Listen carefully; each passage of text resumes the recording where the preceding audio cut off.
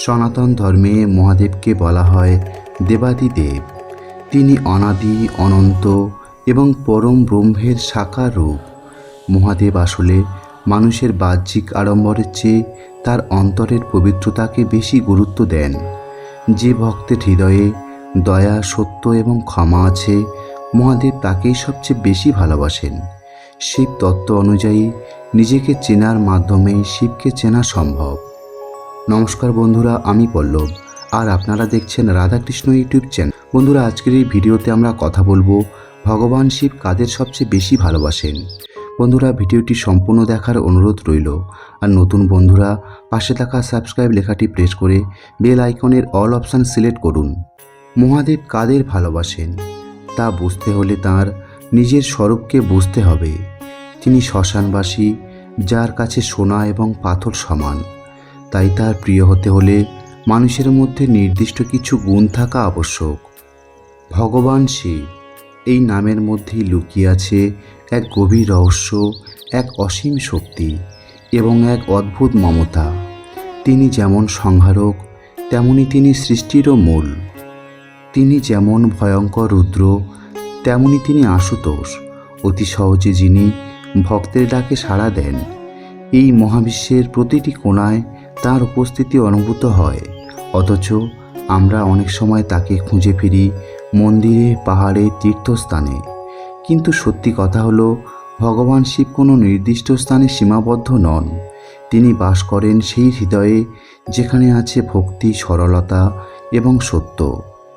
শাস্ত্রে বলা হয়েছে, ওম নমঃ শিবায় শান্তায় কারণত্রয় হেতবে, অর্থাৎ যিনি সমস্ত কারণের কারণ, যিনি চিরশান্ত, সেই শিবকে প্রণাম।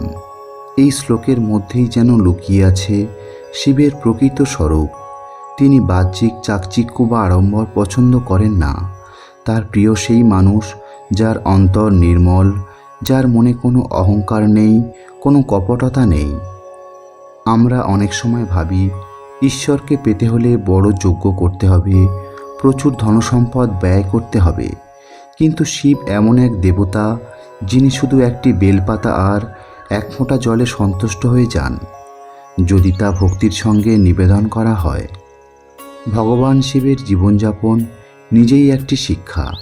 তিনি গায়ে ভস্ম মাখেন, গলায় সাপ ধারণ করেন, শ্মশানে বাস করেন। এর মাধ্যমে তিনি আমাদের বোঝাতে চান, এই দেহ, এই অহংকার, এই সম্পদ সবই একদিন ভস্ম হয়ে যাবে। তাই অহংকার নয়, ভক্তি হওয়া উচিত আমাদের জীবনের মূল ভিত্তি। শাস্ত্রে বলা হয়েছে, ভস্মাঙ্গ রাগং বিভূতিভূষিতং শশাঙ্ক শেখরং শূলপাণিনাম, অর্থাৎ যিনি ভস্মে অলঙ্কৃত, যিনি মাথায় চন্দ্র ধারণ করেন, সেই শূলধারী শিব। এখন প্রশ্ন হলো, ভগবান শিব কাদের সবচেয়ে বেশি ভালোবাসেন? কি এমন গুণ আছে যা থাকলে একজন মানুষ হয়ে উঠতে পারে শিবের প্রিয়? এর উত্তর খুঁজতে গেলে আমাদের প্রথমেই দেখতে হবে মানুষের অন্তরের গুণগুলো।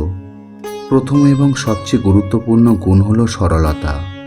যে মানুষের মনে কোনো কপটতা নেই, যে ব্যক্তি নিজেকে বড় করে দেখাতে চায় না, যে অহংকার থেকে দূরে থাকে, সে শিবের কাছে অত্যন্ত প্রিয়। কারণ অহংকারী মানুষের সবচেয়ে বড় বাধা। শাস্ত্রে বলা হয়েছে, অহংকারং বালং তজ্জেত শিবং ভজিত সদা, অর্থাৎ অহংকার ত্যাগ করে সর্বদা শিবের ভজনা করো। শিব নিজেই সর্বশক্তিমান হয়েও কখনো নিজের শক্তির অহংকার করেন না। তিনি ভিখারির বেশে পৃথিবী ভ্রমণ করেন, সাধারণ মানুষের মতো জীবনযাপন করেন। দ্বিতীয় গুণ হল ভক্তি। ভক্তি ছাড়া শিবকে পাওয়া সম্ভব নয়। যে ভক্ত বিশ্বাস করে শিব সর্বদা তার সঙ্গে আছেন, তার প্রতিটি দুঃখ কষ্ট শোনেন, সেই ভক্তই শিবের সবচেয়ে প্রিয়। শ্রদ্ধাবান ও লভতে জ্ঞানম, অর্থাৎ যার মধ্যে শ্রদ্ধা আছে সেই প্রকৃত জ্ঞান লাভ করে। শুধুমাত্র ওম নমঃ শিবায় এই মন্ত্রটি যদি কেউ নিষ্ঠার সঙ্গে জপ করে, তাহলে শিব তার প্রতি সন্তুষ্ট হন।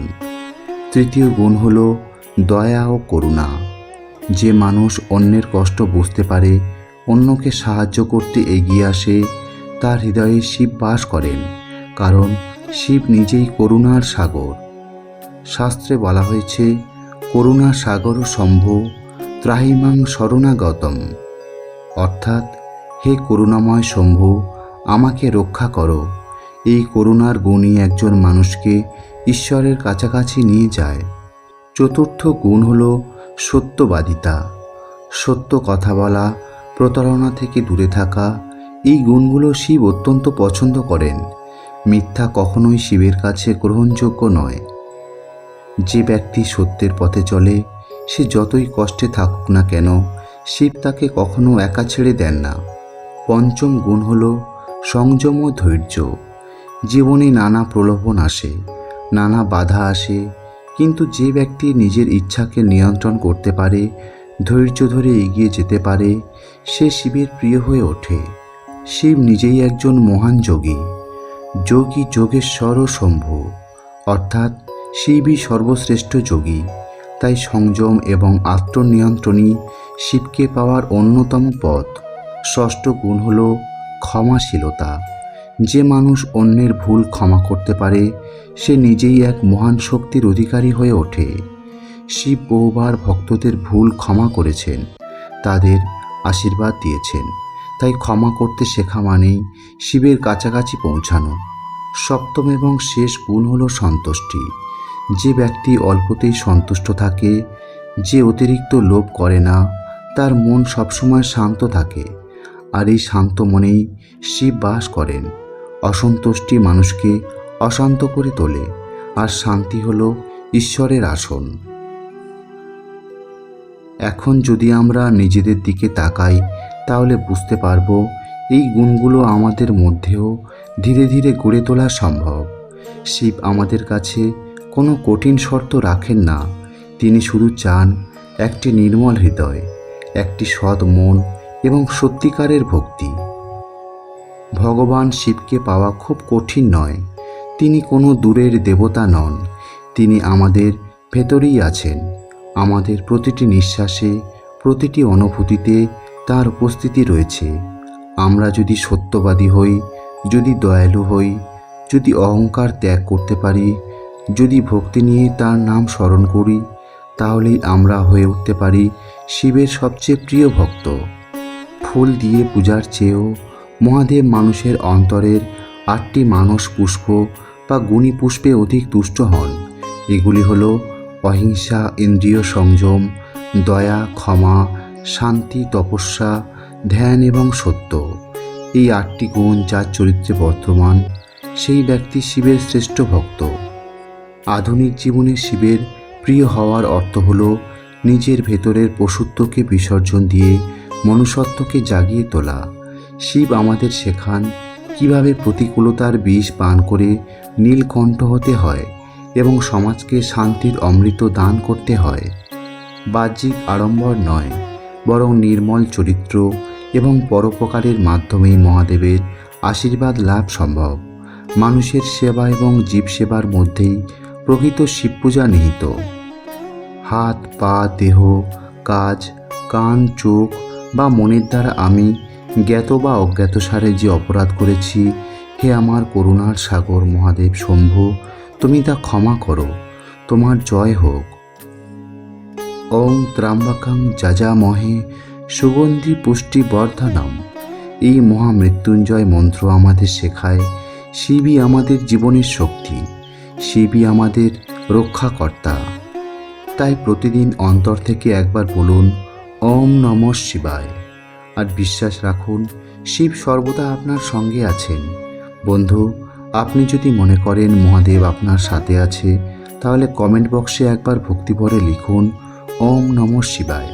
ভিডিওটি ভালো লাগলে লাইক করুন, চ্যানেলটি সাবস্ক্রাইব করুন আর শেয়ার করুন তাদের সাথে যাদের জীবনে এই মুহূর্তে একটু ভরসা, মানসিক শান্তি আর আধ্যাত্মিক শক্তির প্রয়োজন। আর আমি ছিলাম পল্লব আপনাদের সাথে। দেখা হবে পরের ভিডিওতে নতুন এক আধ্যাত্মিক বিষয় নিয়ে। ততদিন ভালো থাকবেন, সুস্থ থাকবেন। জয় ভোলেনাথ, হর হর মহাদেব।